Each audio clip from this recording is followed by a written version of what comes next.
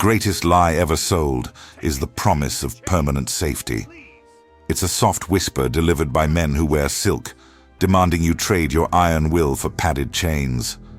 Look closely at the walled cities of Hyboria. Great towers of stone rise toward an indifferent sky, filled with millions worried about trivial paperwork, the price of grain, and the next meal that is already guaranteed. They have outsourced their danger. They have forgotten the feel of a wet, cold wind biting through threadbare furs. They have never known the quick, sharp death waiting just beyond the gate, and so they mistake comfort for competence. Conan the Cimmerian stood perpetually where the pavement ended and the true wild began. He understood that order is not a natural law. It is a temporary fever dream enforced by the sharp edge of iron.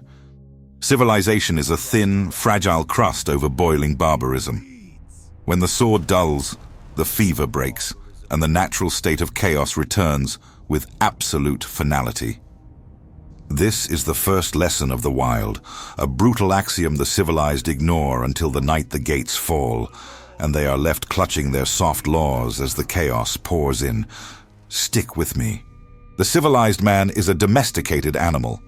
He trains himself to believe that the system, the government, the marketplace, the infrastructure will provide. He builds habits around security, paying taxes, standing in line, obeying signs.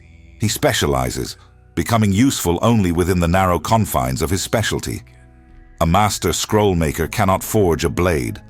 A renowned architect starves if the granary's empty. This specialization is the structural flaw, the rot at the foundation of every sprawling kingdom. Conan had no specialty except survival. He was thief, mercenary, pirate, soldier, and eventually, king. His skill set was universal, adaptable, lethal, and immediate. He didn't rely on the system. He was the system, the sovereign lord of his own survival. When the city walls crumble, the refined scholar and the common thief are reduced to the same basic need: food, water, and the ability to defend it. The scholar, paralyzed by reliance on abstraction, starves first. The thief, familiar with the blunt force of reality, endures. The world, when stripped bare, does not care for your credentials, only your capacity for raw action. The true anomaly of the civilized world is the lack of immediate consequence. In the icy hills of Cimmeria, a mistake with a bow meant starvation. A moment of hesitation against a wolf meant bleeding out. The feedback loop was instant and lethal. This brutal efficiency is the engine of strength. But within the walls of Argos or Aquilonia, the feedback loop is delayed by bureaucracy, law, and social nets. Mismanagement is paid for by the taxpayer, not the manager. Weakness is subsidized. This prolonged separation from consequence generates spiritual sickness, the belief that problems can be solved with rhetoric or paper, not blood and sweat. Conan knew that rhetoric never stopped an attacking beast. The brute reality is that life is a violent negotiation. Every meal, every night of warmth, every moment of peace is paid for with alertness, effort, and the readiness to fight. The problem is simple. When the consequence is delayed, men grow soft, they lose their edge, and they cease to be dangerous. And when the dangerous men fade, the dangerous times arrive. The masses cling to their paper laws and bureaucratic structures, convinced that these thin shields can repel steel and famine. They worship the rules. The majority, fearful of true freedom, which demands constant vigilance, actively prefers the illusion of a structured cage.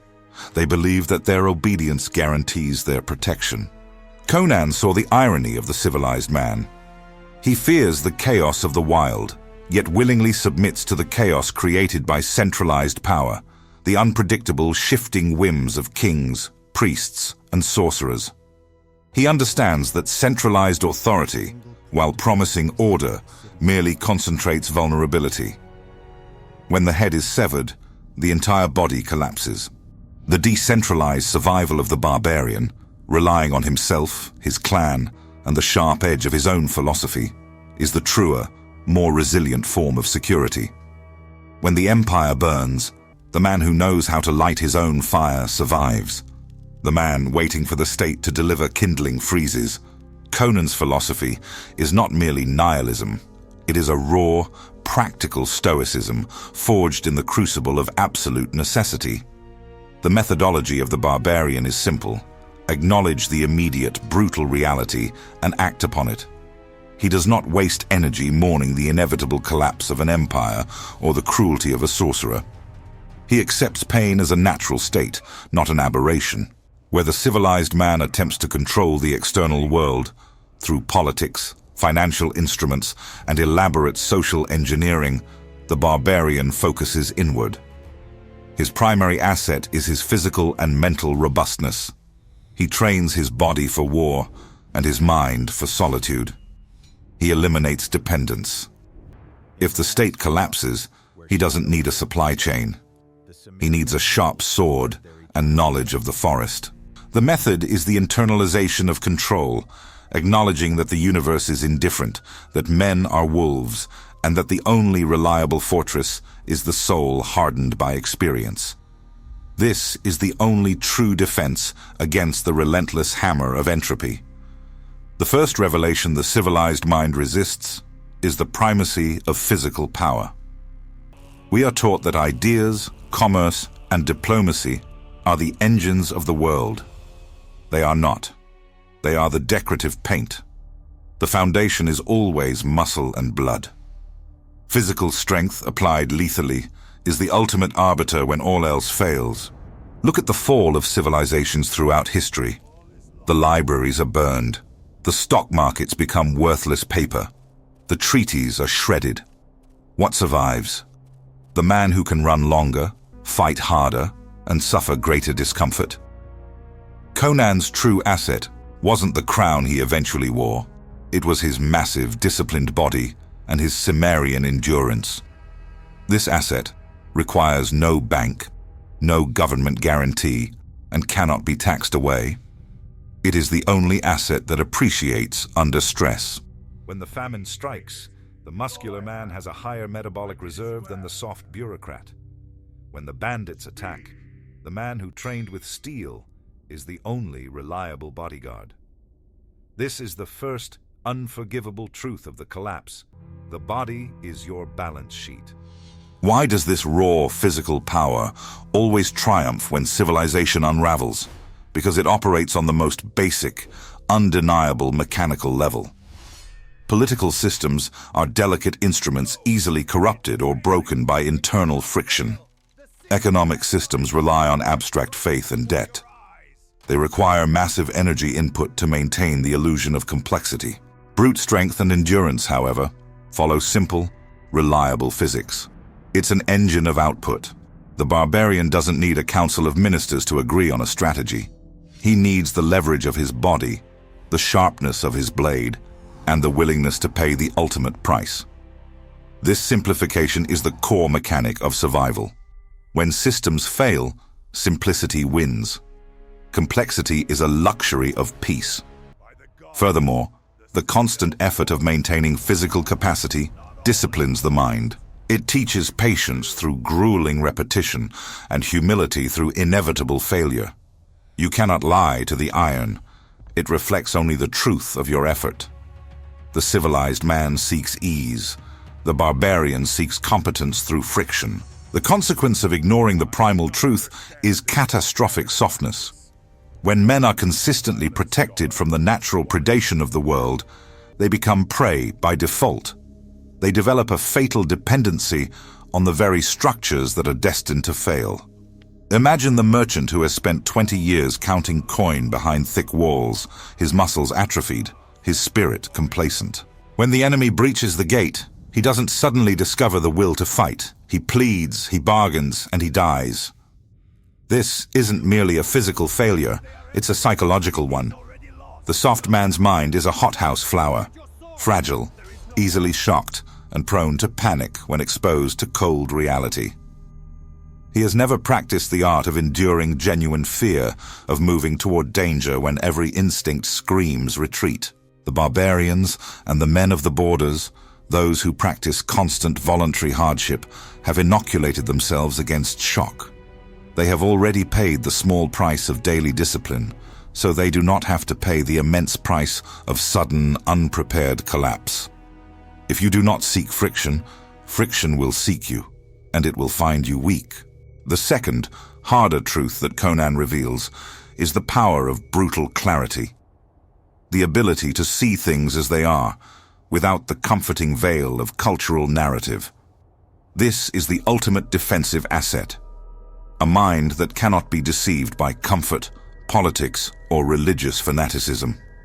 Sorcerers and priests rely on clouding the minds of the masses with rituals and promises. The barbarian, standing in the wind and rain, sees the mud, the blood, and the inevitable decay. He trusts his own senses over dogma. Conan did not seek enlightenment in dusty scrolls or complicated theology. His wisdom was experiential. If a god demands sacrifice, it is usually a trick. If a king promises eternal peace, he is preparing for war. This is non-negotiable skepticism, the mental immune system against the soft lies of control. This asset allows him to adapt instantly, recognizing danger before the civilized mind has finished debating the ethical implications of recognizing danger. This clarity of focus, honed by the simple necessity of killing or being killed, is why the primitive often outmaneuvers the overeducated. The former sees the snake. The latter sees the abstract concept of a serpent. This cycle of civilization and collapse is not a theory.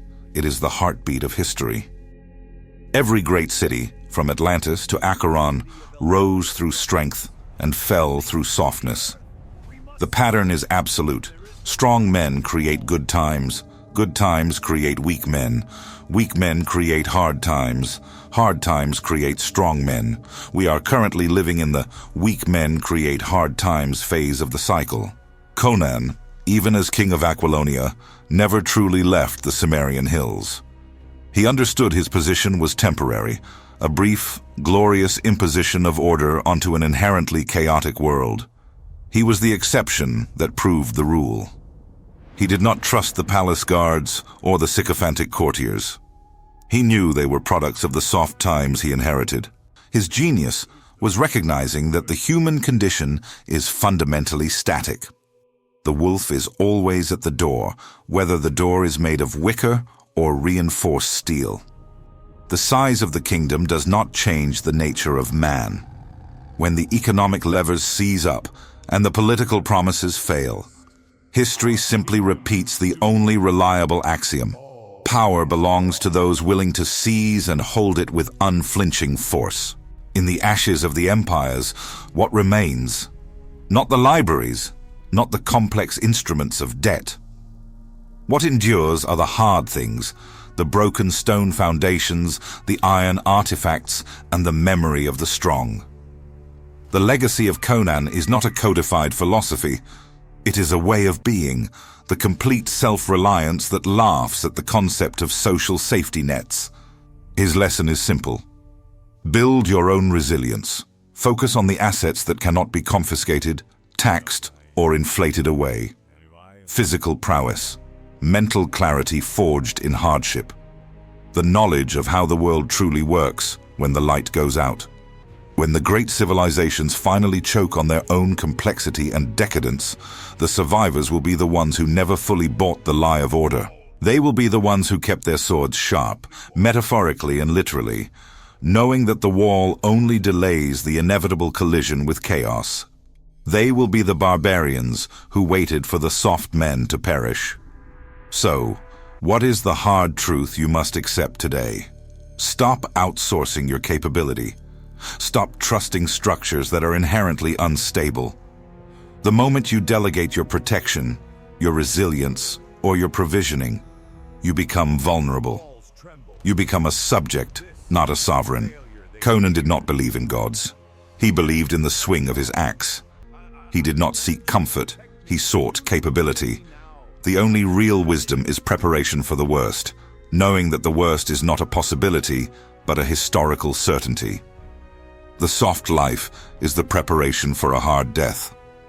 The barbarian life, The life of radical independence and perpetual readiness is the only defense against the coming tide. The walls will fall. When that happens, will you be clutching the laws that failed or the steel that saves? The choice is not one of morality, but of mortality. Be dangerous.